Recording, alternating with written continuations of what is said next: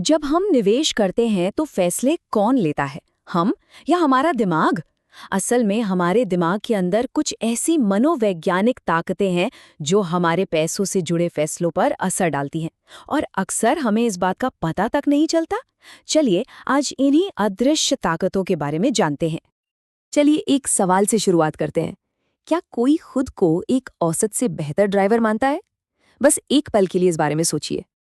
अगर इसका जवाब हाँ है, तो ये कोई नई बात नहीं। एक सर्वे में पता चला कि 78% लोग यही मानते हैं। पर सोचिए, ये गणित के हिसाब से तो मुमकिन ही नहीं है। सब लोग औसत से बेहतर कैसे हो सकते हैं? इसी को तो कहते हैं अति आत्मविश्वास। ये हमारे दिमाग का एक छोटा सा खेल है, जो वो हमारे साथ खेलता है। ठीक है, अब ड्राइविंग छोड़कर निवेश की दुनिया में आते हैं। क्या यही बात निवेश पर भी लागू होती है? क्या हम खुद को एक औसत से बेहतर निवेशक भी मानते हैं? और जवाब है हाँ, बिल्कुल। एक सर्वे में 64% निवेशकों ने अपने निवेश के ज्ञान को बहुत ऊंचा दर्जा दिया। और बस यहीं से शुरू होता है ओवर कॉन्फिडेंस का असली खेल। ये वो पूर्वाग्रह है जो हमारी जेब पर सबसे भारी पड़ सकता है। तो आज की इस चर्चा में हम क्या-क्या जानेंगे? हम समझेंगे कि ये अति आत्मविश्वास का जाल आखिर है क्या? निवेश से जुड़े 5 और आम पूर्वाग्रह कौन से हैं? इनकी असल में कीमत क्या चुकानी पड़ती है?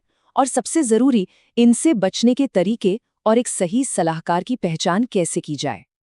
तो देखिए, हम अपने हुनर के बारे में जो सोचते हैं और असल में जो हकीकत है, उसके बीच का ये जो फासला है ना, ये सिर्फ कोई वहम नहीं है। इसी को कॉग्निटिव बायस कहते हैं।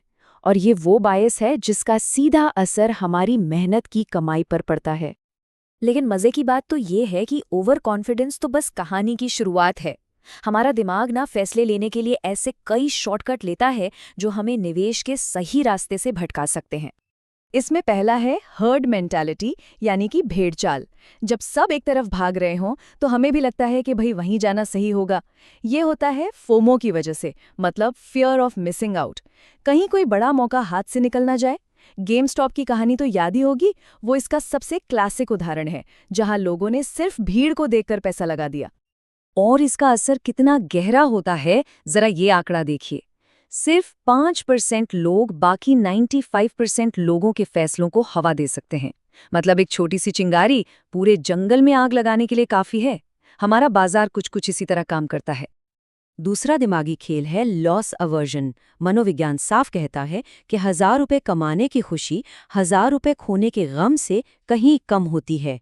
और इसी दर्द से बचने के चक्कर में हम अक्सर डूबते हुए जहाज को भी पकड़े रहते हैं, इस उम्मीद में कि शायद कोई चमत्कार हो जाए।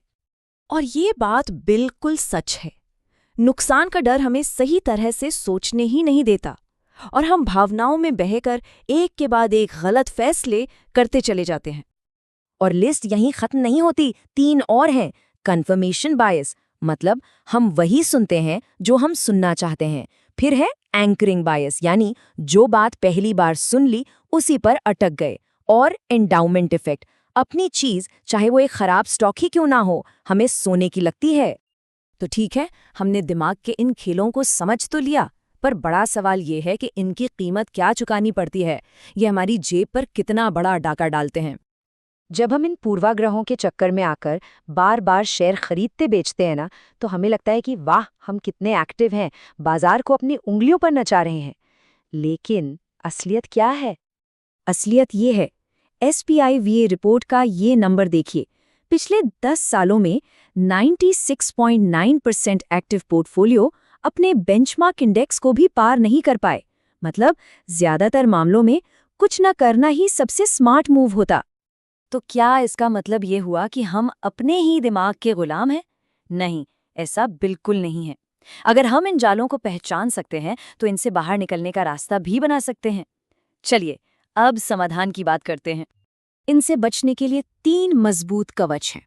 पहला, एक ठोस इन्वेस्टमेंट प्लान बनाइए और फिर चाहे बाजार में कैसा भी तूफान आए उस पर टिके रहिए। दूसरा, जानबूझकर उन लोगों को सुनिए और पढ़िए जो आपसे अलग सोचते हैं। और तीसरा, खरीदने और बेचने के नियम पहले से बना लीजिए ताकि डर या लालच के समय दिमाग नहीं बल्कि नियम काम करे। ये तो हुई खुद की तैयारी, लेकिन कभी-कभी हमें एक अच्छे कोच की भी जरूरत पड़ती है। पर किसी भी सलाहकार को चुनने से पहले एक बहुत बहुत जरूरी सवाल पूछना होता है।